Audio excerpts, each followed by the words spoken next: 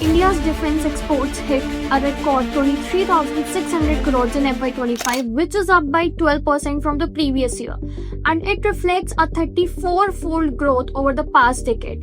Private sector companies, mainly इस surge में contribute किया for around 64.5% of the exports, and rest is done by the defense PSUs.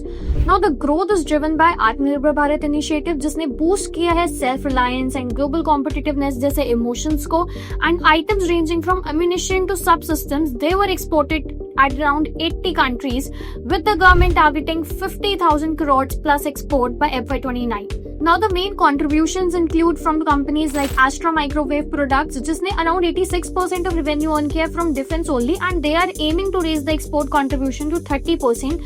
Larsen & Turbo Defense, which is expanding the export to Southeast Asia. Bharat Forge, which is producing artillery components for global markets. Bharat Electronic, which is focusing on advanced defense electronics and international showcases, and many more.